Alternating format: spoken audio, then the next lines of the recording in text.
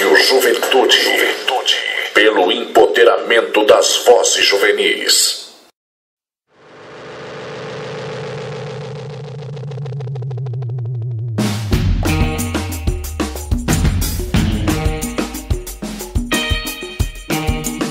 O jovem negro morre a cada 25 minutos. Somos todos contra o genocídio dos negros. Extermínio programado da população negra. Que se apedaram do marginalzinho preso. A periferia precisa de voz.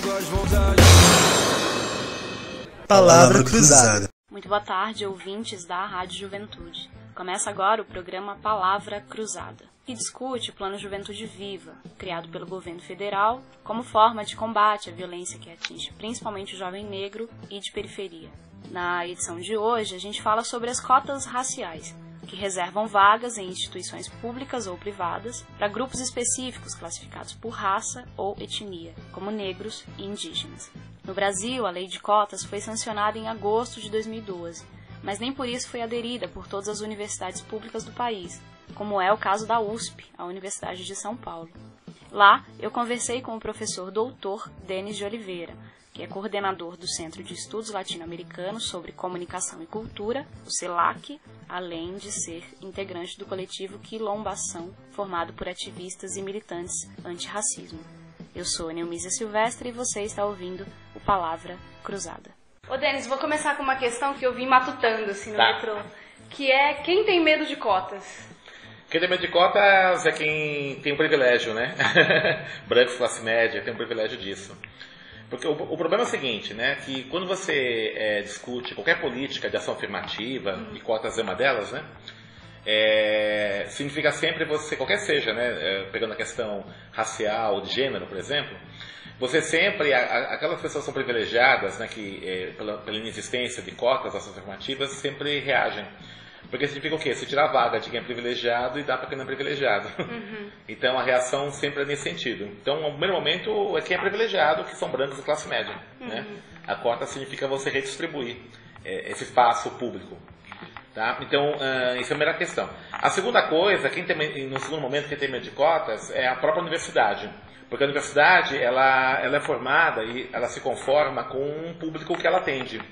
Então, hoje, por exemplo, as universidades públicas, vou pegar o meu caso, que é a USP, onde eu trabalho, onde não tem cotas, toda a formatação dela, a sua organização, ela é montada para atender um público de classe média, média alta, branca, etc.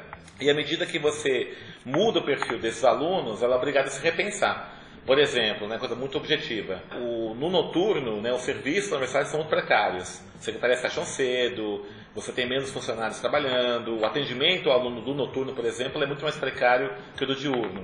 Boa parte dos eventos da universidade são durante o dia. Enfim, tem uma série de coisas da universidade que demonstram que ela é montada, ela é formada para atender um certo perfil de público, e se você mudar esse público, né, da universidade, ela é obrigada a se modificar também. Então a academia, ela é elitista, né, na sua origem, na sua forma. Então, à medida que você começa a repensar para quem a academia tem que atender, né, ela tem que também se repensar enquanto academia. Então, é claro, aquele que está acomodado com o perfil de academia também tem medo disso. Quando a gente vê, Denis, uma repercussão daquela, como aquele vídeo que rolou do movimento negro numa sala de aula, tentando... Aqui na economia, né? Na de economia, tentando ali abrir um debate, enfim. Ou quando se abre um espaço desse, precisa virar esse alvoroço todo. Sabe o que acontece? É o seguinte, o racismo no Brasil, ele sempre ficou no armário, né? Sempre ficou escondido. Ele sempre existiu, mas sempre foi um sujeito oculto. Isso desde as teorias da democracia racial, né, que começa a ser fundamentada com Gilberto Freire e tudo isso. E o Brasil é um país, é muito interessante, assim, é um país que tem a tolerância racial, ela vai até o momento que negros e brancos ficam nos seus devidos lugares. Essa é a ideia. Né? Quando negros e negras começam a reivindicar um outro espaço, um outro lugar, tem essa reação contrária. Né? Então, embora a gente fique chocado com o que aconteceu naquele episódio, não me surpreende. Né? A tendência é isso acontecer cada vez mais. Toda vez, né, que o movimento negro, que os jovens negros começarem a exigir equidade, igualdade de oportunidades, que significa você partilhar espaços que são ocupados privilegiadamente por brancos, né, a tendência é esses que têm o privilégio reagirem de forma bastante virulenta. Tá? Eu acho que isso vai acontecer. O que a gente tem que ter, né, enquanto movimento negro, enquanto jovens negros, enquanto jovens negras, enquanto homens negros e mulheres negras, é ver qual é a estratégia que a gente vai adotar para poder combater isso. E não ter ilusão que isso vai ser tranquilo. Eu não espero, a luta vai ser bastante árdua mesmo. Então, o que está acontecendo, o que está nos chocando um pouco, é que aquele racismo que era velado, está no armário, está saindo, está aparecendo agora, porque está sendo combatido. E aí você fala das muitas formas de combater, né? Na tua opinião, quais algumas delas, assim, você direciona, claro, no âmbito da universidade, né? Eu acho que a primeira coisa é a seguinte, né? Uma coisa que nós temos, não digo que resolveu, mas avançamos bastante a questão da identidade, né? Então, estou pegando muito essa minha geração, né? Quando eu era moleque, tá, adolescente, né? Uma parte do a gente tinha vergonha, porque é negro, escondia. Hoje não, né? Então isso eu acho muito legal, jovens negros assumirem, né? Afirmarem quanto tal, ter orgulho disso, isso eu acho fantástico, né? Isso é muito importante, um avanço significativo, né? Bem bacana.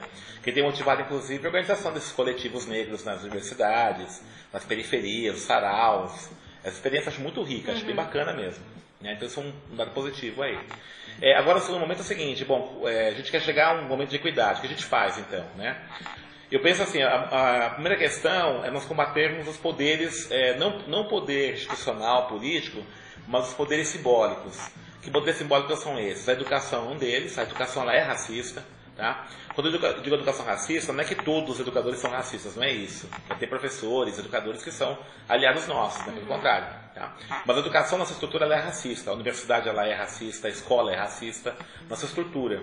Tá? E ela não está preparada para enfrentar os casos de racismo que acontecem no seu universo. Então, a primeira coisa, a gente tirar o espaço escolar, da educação, desse pedestal meio divino que ele se coloca. A universidade, a educação, elas colocam como coisa acima das contradições. Não é. Dentro do sistema educacional você tem, né, esses elementos racistas. Por exemplo, você pega aquela pesquisa da professora Eliane Cabaleiro, que ela pegou educação pré-escolar, e ela mostrou como é que as professoras de pré-escola, né, na universidade que ela pesquisou, tratam de forma diferente crianças negras e crianças brancas. Então a criança branca pega no colo, é carinhosa, a criança negra ela trata com um certo distanciamento. Tá? Isso é um elemento de racismo. Pode ser consciente ou inconsciente, mas é um elemento de racismo e aquilo introjeta na criança negra. Então, primeira questão. A segundo elemento do poder simbólico é a mídia, que eu acho uma coisa que a gente tem que entrar de fundo nisso. Principalmente que, pelas pesquisas que a gente tem contato aí de algumas ONGs, né, o Instituto Alana é um deles, uma criança hoje fica em média 5 horas e meia por dia em frente à televisão. Se você pensar que ela fica 3 horas na escola e quando muito 2, 3 horas com os pais, quem está educando é a televisão. Então a televisão, aí você vai pegar, por exemplo, a imagem que negros aparecem na televisão, na mídia, o sexo e as negras, novelas, esses programas de jornalismo policial, que aparecem sempre os jovens negros como, né, criminosos, etc. Tudo esse tipo de informação vai formando uma ideia junto a jovens negros e jovens negras de inferioridade, né, e junto a jovens brancos de superioridade. Então a mídia a gente tem que combater, principalmente exigindo aí a democratização da mídia, que, né, o movimento negro, jovens negros e jovens negras tenham também espaço de produzir seus programas na própria mídia, tudo isso. Então é um segundo flanco que é bastante importante a gente pensar. E o terceiro flanco que eu acho é a gente exigir as políticas públicas. Aí a Lei 10.639 na educação, a Lei 11.645, né, que obriga a história da cultura africana, cultura afro-brasileira, cultura indígena nas escolas. Então esse é o terceiro flanco, né, as leis que existem serem aplicadas efetivamente. Tá, então veja assim, com essas três ações a gente consegue avançar um pouco mais. Agora eu acho que isso só vai ser feito com muita luta, né, a gente ir para a rua, para a briga e tal. Podemos até ter governos, até mais políticos, governos que sejam mais sensíveis a essa questão. Mas eu acredito que só com pressão você consegue as coisas. Pode ter um governo sensível ou não. Mas se não tiver pressão para você conseguir, as coisas não andam. Né? Então eu penso que é dessa forma. Durante muito tempo o racismo foi negado no Brasil. Não há racismo. O Brasil é um país de democracia racial. Durante muito tempo aconteceu isso. O movimento negro conseguiu desmentir isso. Há racismo. Então hoje, né, há a admissão do racismo. O problema é que as pessoas não querem admitir-se como racistas. Então você vai pegar assim, pesquisa Datafolha, Ibope. A maioria dos brasileiros diz que tem racismo, e a maioria diz que não é racista. Como assim, né? Racismo sem racistas, né? Então eu vejo, não que eu ache assim, não tenho a visão que todo branco é racista, não é isso, tá? Mas efetivamente, como branco, a pessoa tem que ver o seguinte, ela tem privilégios. Independente da ela tem privilégios, tá? Então ela tem que entender isso, ela se colocar enquanto um sujeito que tem privilégios. E aí, qual a posição que ela vai ter em relação a isso? Ela abre mão desses privilégios em prol de uma igualdade ou não? Tá? Porque dizer que não tem nada a ver com isso é complicado. Não é com isso, não é comigo, não é problema meu. Também é complicado esse tipo de coisa, né?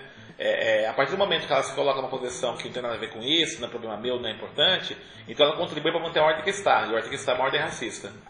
Tá? Então, e ao mesmo tempo assim, se você reconhece que é um racismo, tá? Reconheceu, qual que é a solução para isso?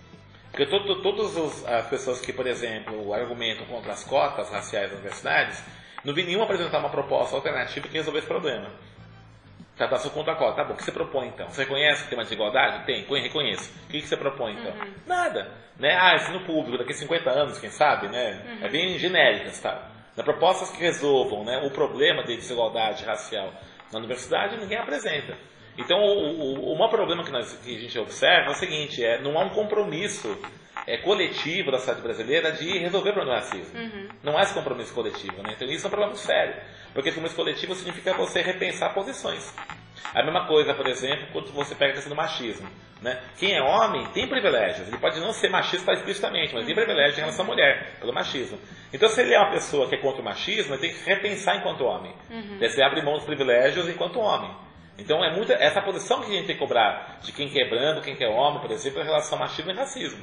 Se não tiver uma posição explícita de abertura de abrir mão de privilégios em prol da equidade, então para mim não é uma posição que está defendendo o racismo, consciente ou inconscientemente.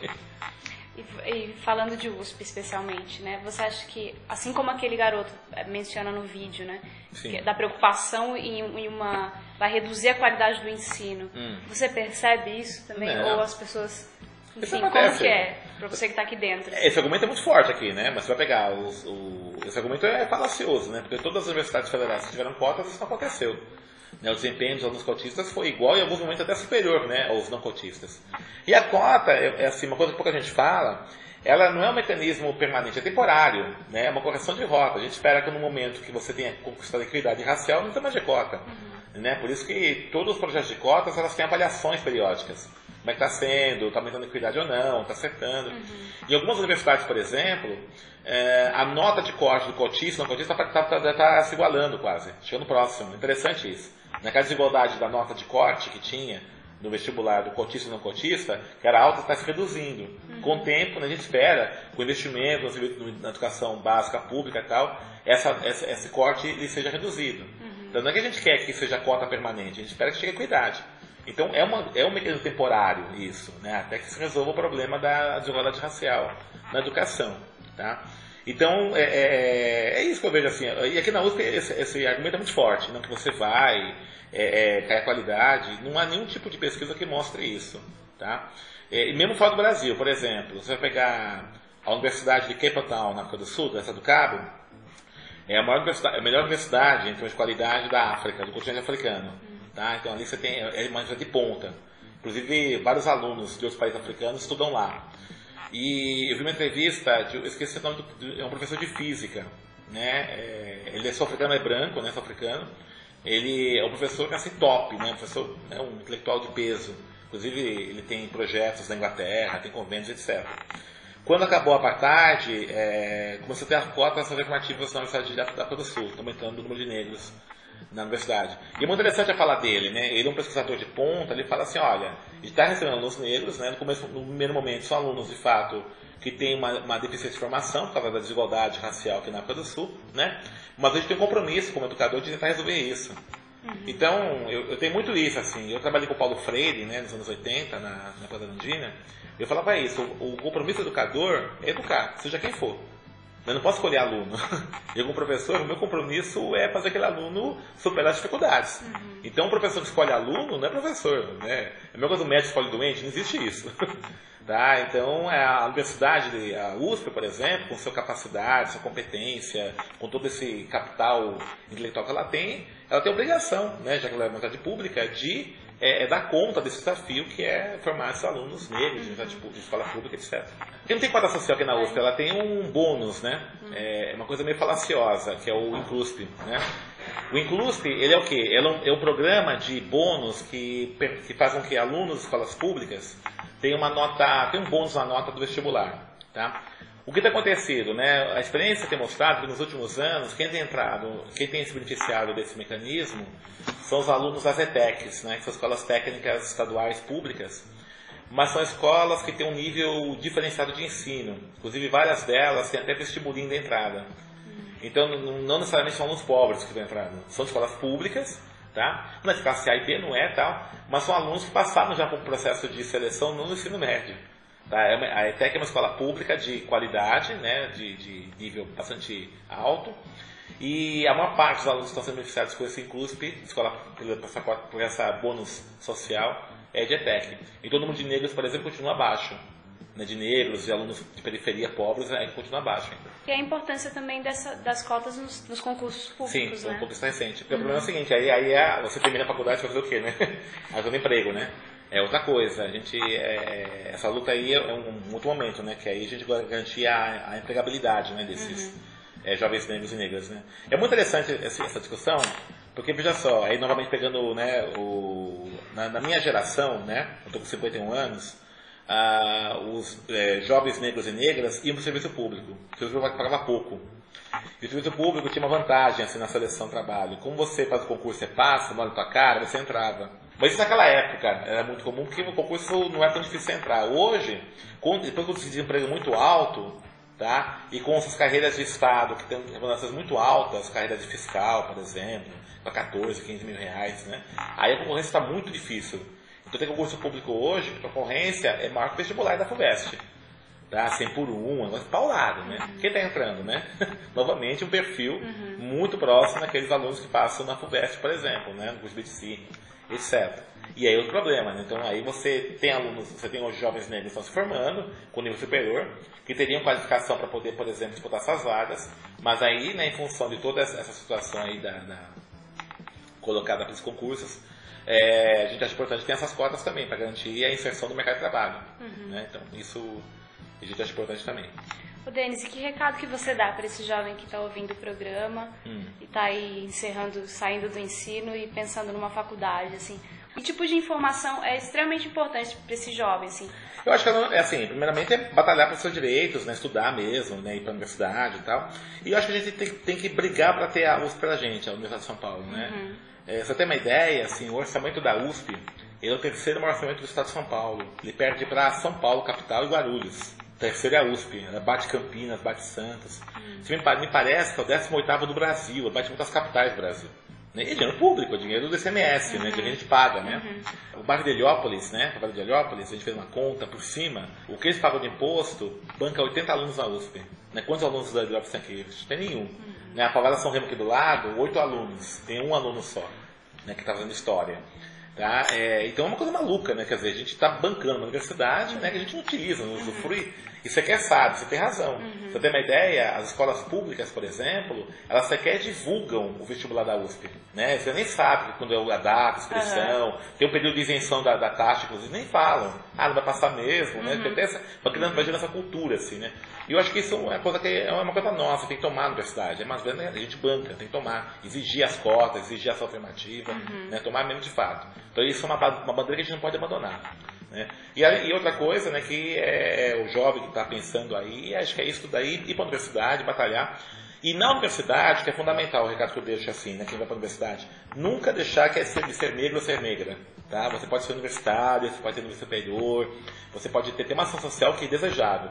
Né, mas o racismo continua. Né, não é, imagina assim que você subindo socialmente, que o racismo vai deixar de existir. Pelo contrário, até aumenta, né, que você vai frequentar lugares que a maioria são brancos, você estranhar sempre e tal. Então nunca deixar de ser negro, nunca deixar de apoiar sua comunidade, apoiar nos seus irmãos que eventualmente não conseguiram entrar na universidade, conseguiram subir socialmente. Então é fundamental não perder esse vínculo à comunidade. Né? Então ir para a universidade, subir socialmente, mas utilizar esse conhecimento adquirido para fortalecer a nossa luta.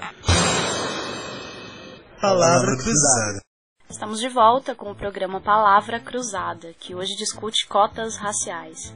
Há alguns dias reverberou pela internet um vídeo gravado na Faculdade de Economia, Administração e Contabilidade da USP, em que militantes do movimento negro tentaram discutir a importância das cotas raciais em uma das aulas.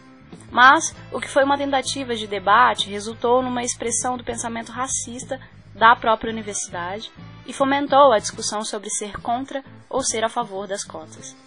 Uma das integrantes do Núcleo de Consciência Negra na USP falou à Rádio Juventude sobre o fato.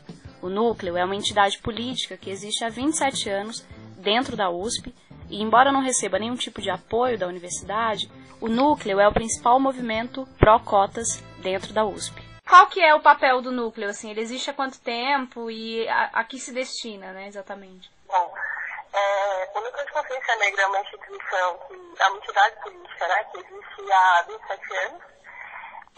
Ele nasce com algumas propostas, com uma reunião de tanto de funcionários quanto professores, funcionários e estudantes, da USP, no intuito de pensar ações de reparação do que tange as desigualdades raciais, né?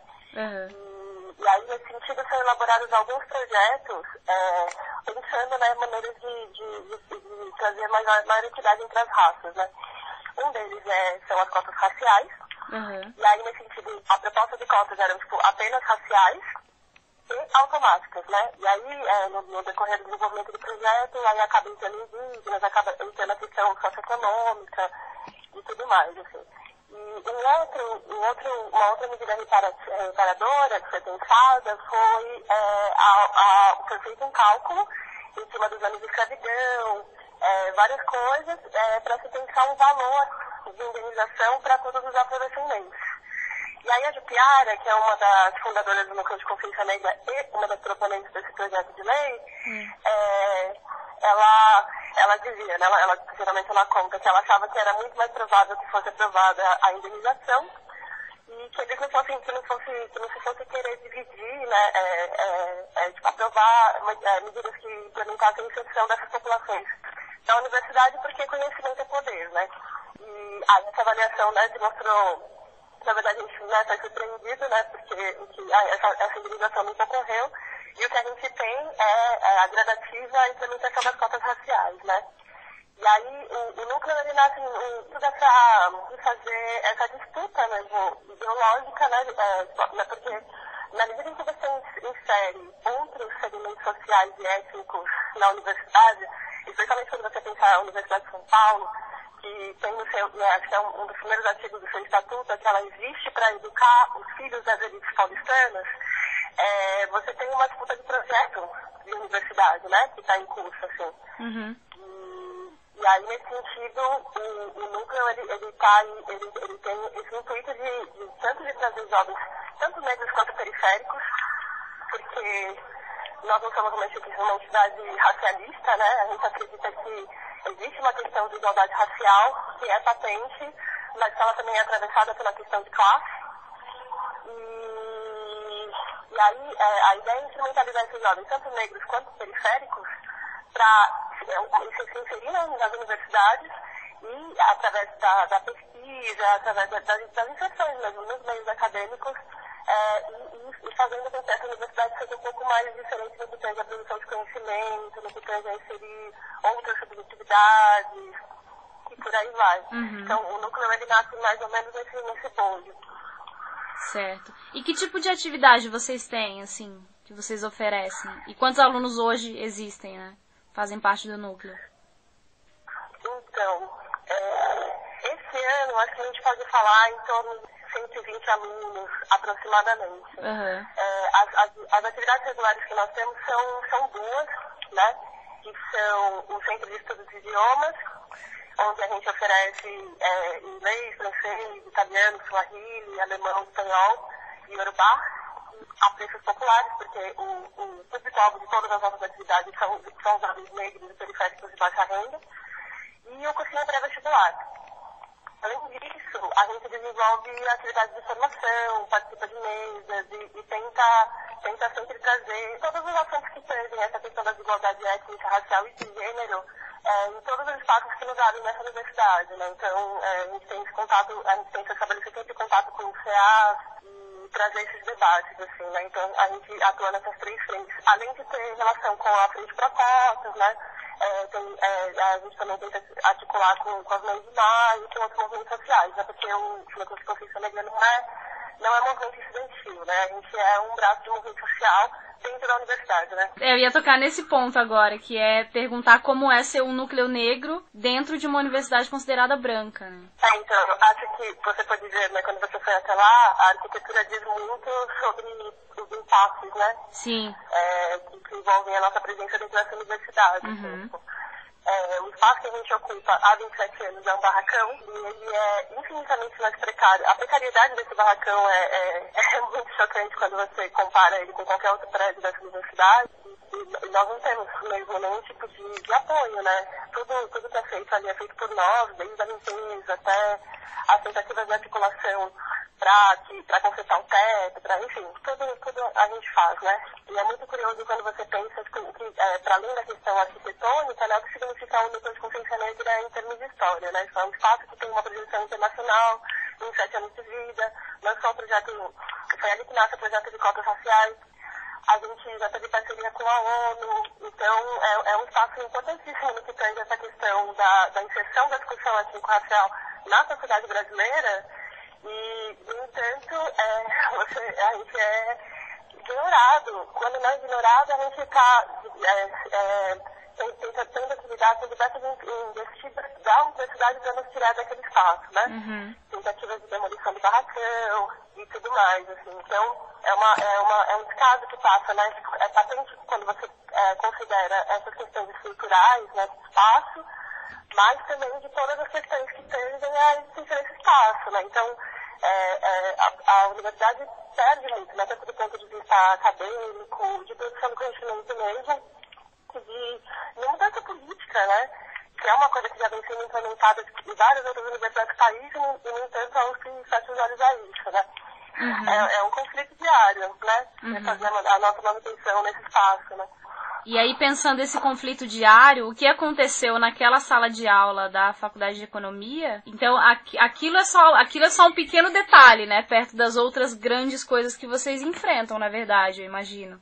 Então, como eu falei, o Núcleo de Consciência Negra, enquanto entidade, ele não está construindo essas ocupações, né? Você tem presenças isoladas de alguns membros, mas e até por conta disso a gente não pode se posicionar por esse movimento, que tem outras pessoas que respondem por eles e tudo mais, né? Pelo que está havendo. Mas acho que uma coisa que a gente pode ressaltar do que está acontecendo e fazendo um paralelo com a luta que o Núcleo de Consciência Negra trava há 27 anos, como é escandaloso o incômodo e a implosão de uma aula apenas pela presença de 30 pessoas negras numa sala de aula. Assim, e é escandaloso no sentido de evidenciar o quanto a gente vive numa sociedade racista e como isso tem muita concretude. Na medida em que nós temos uma sociedade que ela é estruturada de todos os pontos de vista para nos excluir dos espaços.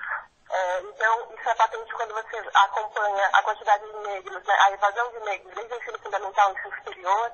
Então, você tem uma quantidade no ensino fundamental que vai gradativamente diminuindo à medida que os anos de estudo progridem, né, até chegar no ensino superior, e aí esse número quase anulado, né, claro, a gente tem uma crescência desses números, né, até por conta da implementação de políticas afirmativas e tudo mais, mas é um número ínfimo. E aí, quando você olha tipo, os cargos de poder, e, enfim, todos os postos de poder, né, a quantidade de negros é sempre ínfima, né? No entanto, quando você verifica as estatísticas que tangenciam todos os aspectos de vulnerabilidade social, seja ela drogadição, seja ela morte por falta de atendimento da saúde pública, e aí você verifica onde que estão os meios, né?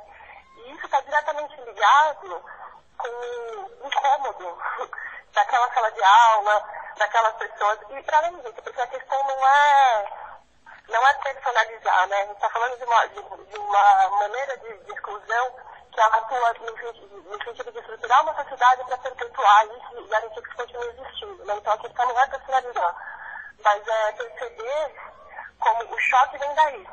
Porque, em alguma medida, aquela quantidade de negros, que ainda não era majoritária em relação aos brancos da sala, mas já era o suficiente para incomodar extremamente, porque, em alguma medida, ela solicita esse estrutura, né?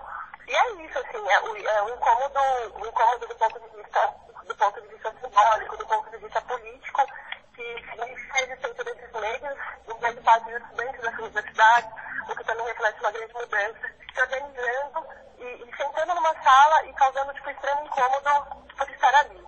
E acho que é importante ressaltar que a questão racial não é um problema do negro.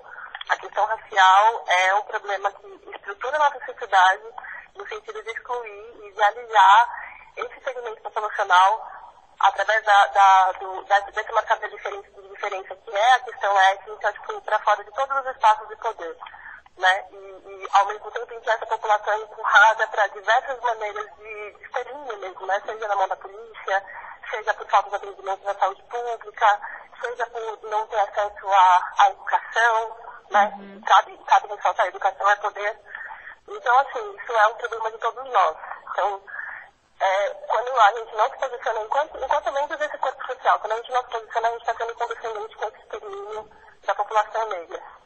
Então, é uma tarefa de todos nós lutar por uma sociedade melhor, né? E tentar construí-la de maneira a gente conseguir alcançar ou ir num caminho que visa alcançar a maior equidade, tanto racial, quanto de gênero, quanto de classe, né? O Núcleo de Consciência Negra, no momento, ele está com um curso de formação, que visa justamente formar pessoas que estão na militância antirracista, né, para qualificar essa militância para que elas atuem como agentes multiplicadores desses conhecimentos, né, um curso sobre a população negra no estado de São Paulo, né, sobre a história da população negra no estado de São Paulo. Então, a gente está aí com o processo seletivo, foi um curso que foi contemplado pelo PROAC, e quem tiver interesse pode ligar na sede do Núcleo de Consciência Negra ou nos procurar pelo Facebook, né, a gente está como Núcleo de Consciência Negra na USP, e essa preposição é muito importante porque nós estamos nesse espaço, mas nós não pertencemos a ele, né? Não somos institucionalizados e isso é um marcador de resistência, inclusive. E é isso, assim, então que haja cada vez mais ocupações pretas e cada vez mais mobilizações no sentido de lutar mesmo por uma maior equidade social. Palavra Cruzada. De volta com o programa Palavra Cruzada, que hoje discute cotas raciais. Eu converso agora com Wellington Marcelino Coelho Júnior, que é coordenador de TI da Educafro, uma rede de pré-vestibulares comunitários, bolsas de estudo em graduação e pós-graduação oferecidos gratuitamente para afrodescendentes e estudantes carentes. O Wellington também é estudante da USP em Ciências da Computação e comenta sobre a repercussão do vídeo do movimento negro em uma das aulas da USP, além da importância da implementação das cotas raciais e da contribuição da Educafro para que isso aconteça. Ô Wellington, você teve participação no que aconteceu daquela intervenção do movimento negro numa aula da FEA? Não, nessa intervenção propriamente dita eu não tive participação direta. No entanto, no vídeo que circulou na internet, né, onde aquele estudante teve uma atitude infeliz de achar que ele estava fazendo uma coisa boa e tal, de se vangloriar da atitude dele, ele postou o vídeo, né? Felizmente, o objetivo principal foi atingido, que foi gerar o debate. Né? Através do debate que você tem a transmissão de ideias, a oportunidade de expor os pontos de vista e fazer as pessoas refletirem. Né? Então, ele, sem intenção, acabou sendo positiva a postagem do vídeo na internet, porque gerou debate. A gente percebeu que várias pessoas apoiam a questão de cotas como solução urgente para a inclusão do negro na Universidade de São Paulo. Então, várias pessoas do Brasil inteiro tiveram a oportunidade de participar das discussões, seja no Facebook, seja no YouTube. Eu mesmo acho que postei cerca de 300 comentários no YouTube referente ao assunto, referente exclusivamente a esse vídeo. Né? Mas você vê que tem pessoas que desconhecem o assunto, né? Que não se deram um trabalho nem de pesquisar sobre o assunto e emitem opiniões que eles escolheram de terceiros, né? Como se fossem deles mesmos, sem pesquisar o assunto profundamente. Eu acredito que a questão racial, né, a questão de inclusão, ela tem que ser pesquisada, ela não pode ser replicada. Eu ouvi a pessoa falando que cotas é preconceito, não, então vou replicar isso. Eu acho que não é certo você replicar uma coisa, você tem que pesquisar, saber se é verdade, tá? Porque você está errando duas vezes quando você replica uma coisa e você não tem certeza se aquilo realmente condiz com a realidade. Então agora tem um ponto ali no vídeo, que é o fato deles reivindicarem o tempo para discussão, né? Do tempo permitido, ou da duração, não é nem o fato de interromper a aula, né? E aí a gente tropeça nisso quase que o tempo todo, quando a discussão é levantar a causa negra, ou a questão do genocídio da juventude negra, enfim. Existe esse espaço para poder falar sobre questões raciais? Então, eu acredito que a partir do momento que a gente vive em sociedade, o problema de determinado grupo tem que ser levado como problema de todos. A gente tem que deixar um pouco de lado essa questão do eu, entendeu? E levar em conta a questão do viver em sociedade. Viver em sociedade é escutar, tentar resolver o problema de todos os grupos, seja você pertencente a ele ou não. É respeitar isso, escutar isso, debater isso, né? Em forma de respeito. Eu acredito que a atitude que ele teve foi desrespeitosa para com o movimento ali presente. Poderia ser, não necessariamente o movimento negro, poderia ser qualquer representante de qualquer minoria, mas você teria que ter o respeito de escutar e querer ouvir o que aquelas pessoas estão falando, entendeu? E não, eu quero ter aula, tipo, isso não me interessa, eu quero a minha aula. Para mim tanto faz o que acontece. As pessoas falam as coisas sem pesquisar, né? Eles não pesquisam, eles simplesmente replicam as coisas. Eu acho que isso aí é um crime dobrado, tipo, você está contaminando a ideia, disseminando uma ideia que não é verdade. Que, por exemplo, se ele tivesse tido o trabalho de pesquisar sobre o assunto, ele ia ver que existem dados estatísticos e matemáticos da UERJ e da UNB, inclusive endossados pela Unicamp, que provam que o desempenho de cotistas, assim que eles ingressam no curso, um ano após eles estarem com a mesma, tendo acesso à mesma estrutura, tendo acesso aos mesmos professores, eles têm desempenho igual ou superior aos alunos do sistema tradicional, né? A grande barreira para o aluno de rede pública ingressar é o vestibular. Lógico, o aluno de rede pública ele nunca vai tirar uma nota, nunca não, pode acontecer, mas raramente vai tirar uma nota equivalente a um aluno de rede particular. Por quê? O aluno de rede particular teve acesso aos melhores professores, teve acesso a todo o conteúdo do ensino médio, né? Teve toda uma estrutura por trás, que na verdade ele não teve mérito nenhum em ter essa estrutura, né? E aí a gente entra na questão do mérito. Né? Ele não teve mérito nenhum em ter aquela estrutura. Ele usufruiu daquela estrutura e conseguiu uma vaga na Universidade de São Paulo. Agora, alunos pobres de rede pública, raramente, e eu digo isso por quê? Porque eu visito escolas públicas regularmente, eu conheço a realidade das escolas públicas, principalmente aqui em São Paulo, tá? Onde você tem aquele método de aprovação automática, onde o aluno raramente tem uma aula de física, de química e de matemática, e a nota aparece misteriosamente no currículo do aluno, como se ele tivesse feito a matéria. Então, é desigual você querer promover o acesso entre pessoas que tiveram oportunidades diferentes. Não se trata aqui de falar, não, o negro precisa de cotas porque o negro ele é menos inteligente.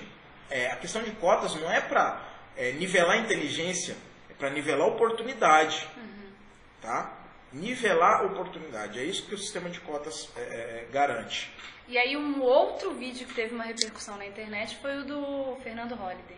Então, o Fernando Holliday ele faz parte, tá, de uma parte que eu acredito que seja minoria dentro do movimento negro, tá, que não conhece a história da luta do movimento negro, ou sequer teve o trabalho de pesquisar, né?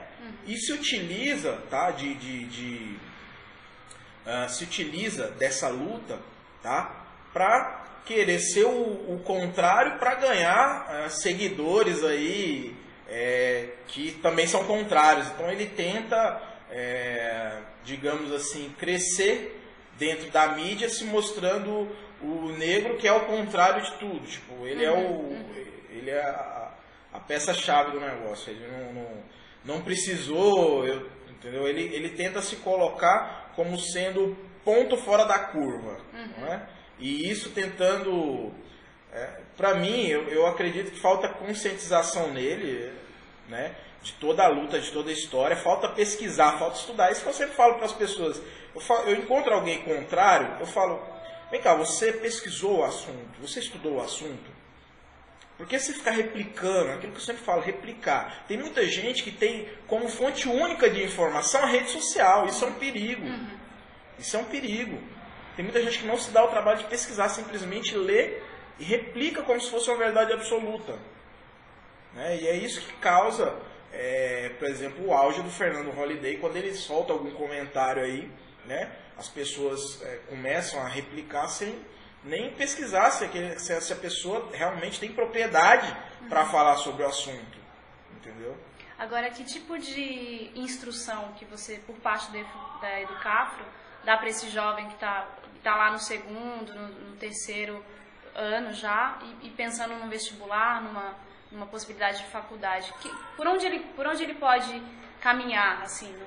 Tá. A Educafro, tá, ela nasceu com o propósito de colocar negros e brancos pobres nas universidades públicas brasileiras. Esse é o propósito.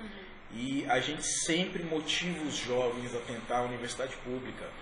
Muitos jovens, eles desconhecem seus direitos. Por exemplo, a Educafro, junto com algumas entidades do movimento negro, lutaram para que fosse realidade o sistema de cotas nas universidades federais brasileiras. Muitos jovens desconhecem a quantidade de universidades federais que a gente tem no próprio município de São Paulo. Tá? Que são oportunidades em que a pessoa pode realmente ter um futuro brilhante na frente. Tá? A gente tem, por exemplo, a Unifesp, tá? Que é a Universidade Federal do Estado de São Paulo. A gente tem o IFSP, que é o Instituto Federal de São Paulo. A gente tem a UFABC, Universidade Federal do ABC. A gente tem a UFSCar, que é a Universidade Federal de São Carlos. Tá? A gente tem a UAB, que é a Universidade Aberta do Brasil, que oferece cursos EAD públicos de federais, aqui em São Paulo. Ok? E todas as universidades federais, elas oferecem uma metodologia revolucionária, que na verdade poucos jovens sabem que existe, que é o sistema de cotas.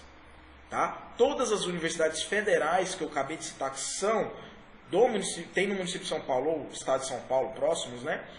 Elas adotam um sistema de cotas, tá? Através da lei federal que foi aprovada. Essa lei de cotas, ela determina o quê? Que todas as vagas de todos os cursos e turnos tem que ser, metade tem que ser destinadas a alunos de rede pública. Dentro desse percentual, 35% para quem se autodeclara preto, pardo ou índio. Ou seja, o aluno de rede pública, ele precisa saber que ele tem direito à universidade pública e que existe essa lei que assegura que ele tem vagas reservadas para não precisar concorrer com alunos de rede particular de ensino. Tá? Porque não é justo que pessoas que tiveram oportunidades diferentes concorram com outras pessoas de outros grupos. Né? Alunos de rede particular tiveram uma oportunidade, alunos de rede pública, outro. Então essa lei de cotas, ela visa justamente corrigir isso, fazer com que rede particular concorra com rede particular, rede pública concorra com rede pública, isso nas universidades federais do estado de São Paulo, do Brasil inteiro, na verdade. Tem estado de São Paulo porque nós estamos aí no estado de São Paulo. Bom, enfim, então é preciso que os jovens pesquisem as universidades públicas, façam o Enem, tá? É preciso que façam o Enem, acreditem, né? Acreditem, façam o Enem e se inscrevam no SISU, escolham na inscrição do SISU a reserva de vagas que mais se adequa ao seu perfil, né? Seja reserva de vagas para rede pública ou reserva de vagas para quem é rede pública e se autodeclara preto, pardo ou índio. Tá? É preciso que ele acredite, que ele se inscreva, porque a partir do momento que você tem lei de cotas, você tem uma porta real de acesso à universidade pública para o jovem negro e para o jovem pobre. Tá? Então, é o conselho que a Educafro dá. Não se iluda, tá? Com eu preciso entrar na USP, porque a USP é a única pública. Não tem. Tem várias universidades públicas em São Paulo de excelência. Todas as federais têm nível igual ou superior, até mesmo em alguns cursos, à USP. Ok? Então, o importante é você fazer uma universidade pública. Não interessa qual. O importante é ocupar essas vagas nas universidades públicas. Essas vagas são das pessoas pobres, são das pessoas de rede pública, são das pessoas negras. Então, elas têm que começar a ocupar essas vagas e a brigar por essas vagas. E aí, que tipo de contribuição parte da própria Educafro? No sentido de cursos mesmo, né? Cursos pré-vestibulares? A Educafro, ela tem, né, uma rede de cursinhos comunitários aqui em São Paulo. Na verdade, a gente tem no Brasil inteiro, né? Mas em São Paulo a gente tem cursinhos comunitários espalhados nos bairros de São Paulo, tá? Além dos cursinhos comunitários, a gente tem também no nosso site informações, sempre que a gente tem informações estratégicas para o pobre, para o negro seguirem para conseguir entrar em universidades públicas, tá? Em nosso site, em nosso Facebook, a gente sempre divulga várias estratégias. Nas nossas reuniões, que acontecem toda quinta-feira, às 18 horas, ou sábado, às 16, a gente foca muito em universidade pública, em estratégias de entrar na universidade pública. Tá? E assim, a gente teve vários casos, tá? Por exemplo, no mês passado, a gente, através de todas as estratégias que a gente adota, que a gente ensina para os jovens pobres e negros que vêm até Educafro, tá? A gente conseguiu, por exemplo, colocar 13 haitianos, tá, na UNILA, tá? Universidade de Integração Latino-Americana. Inclusive, uma delas foi para medicina, né? Os outros demais foram para cursos concorridos também, engenharia, etc. Tá? E a gente sempre tem conseguido com que jovens pobres, tá, que sequer conheciam uma universidade pública, ingressassem até mesmo com pontuações baixas no Enem. A gente teve casos de pessoas que vieram até o Educafro que com 300 pontos no Enem, usando as estratégias que a gente ensina, conseguiram ingressar, por exemplo, em cursos de direito federais. Então, assim, é questão de informação. O pobre, o negro, ele tem que procurar a fonte da informação. Mais do que o preparatório, o que a Educafro oferece de mais valioso para a população hoje são as estratégias de como alcançar a universidade pública. Tá? Porque não adianta só estudar. Você tem que saber o que estudar e que estratégias você tem para seguir que pode te levar à vaga na universidade pública. E tá? tudo gratuito. Tudo gratuito. Tudo gratuito. A pessoa vem, pode participar da reunião, ela vai assistir à reunião e vai ter acesso a todas essas informações e estratégias. Basta ela seguir. E a reunião é aqui mesmo na Riachuelo? A reunião fica aqui na rua Riachuelo, tá? 342, no centro de São Paulo, próximo ao metrô Anhangabaú, todas as quintas-feiras às 18 ou sábados às 16 horas. Nessa reunião, a pessoa tem acesso a todas as informações, todas as estratégias. Eu cito como exemplo, aqui na nossa reunião de acolhida, geralmente vem uma média de 100 pessoas a 150, depende do dia, tá? Toda quinta e todo sábado. E quando a gente pergunta para as pessoas, vem cá, quem é que conhece uma tal de lei de cotas? E você vê que ninguém levanta a mão, você vê que tem coisa errada por aí, que tem que ser divulgado. Inclusive, eu conclamo aí a todos os professores de ensino público a debaterem o assunto, a colocarem esse assunto em pauta nas salas de aula, sobre o que é a lei de cotas. Mostrar para o aluno de ensino médio que existe essa lei de cotas, tá? Que existe a oportunidade real dele entrar na universidade pública. Então, conclamo a todos os professores do estado ou município a debaterem esse assunto em sala de aula, porque é importante. Essa informação não chega ao aluno. O aluno de rede pública, ele não sabe que ele tem formas de entrar na universidade pública, que existe a universidade pública. Palavra Cruzada. O Palavra Cruzada fica por aqui. Eu volto na sexta-feira que vem, às 4 da tarde. Você pode ouvir as reprises do programa de hoje na radiojuventude.com.br, domingo às 9 da noite e na terça às 11 da manhã. Ou no nosso canal no YouTube, Palavra Cruzada /Juventude Viva. O Brasil é o país onde mais se mata no mundo. Esta violência vem crescendo. De 1980 a 2012, a taxa de homicídio aumentou 148,5%, totalizando mais de 1.200.000 vítimas. Os números da violência brasileira ultrapassam os de zonas de guerra. Cerca de 170.000 pessoas foram mortas nos 12 maiores conflitos mundiais entre 2004 e 2007. No Brasil, foram mais de 192.000 homicídios no mesmo período. Mas a violência não atinge toda a sociedade brasileira de maneira igual. Afeta principalmente os jovens de 15 a 29 anos, que em 2012 foram a maior parte dos mortos por homicídio. Os jovens correspondem a 26,9% da população brasileira. Anualmente, 30.000 morrem vítimas de homicídios, o que são 82 jovens por dia, ou 7 a cada 2 horas. A cada 2 dias é como se caísse um avião só com jovens. No Brasil, apenas entre 5 a 8% dos homicídios são levados à justiça, o que alimenta o ciclo de violência e sensação de injustiça. Entre os jovens mortos, mais de 90% são homens e 77% são negros. Em algumas capitais da região Nordeste, a taxa de homicídios de jovens negros é 10 vezes maior do que a média nacional, que é de 29 a cada 100.000 habitantes. Mais chocante que esta realidade, só a indiferença. Você se importa? Queremos ver os jovens vivos. Chega de homicídios. Participe da campanha Jovem Negro Vivo. Assine o manifesto no site da Anistia Internacional.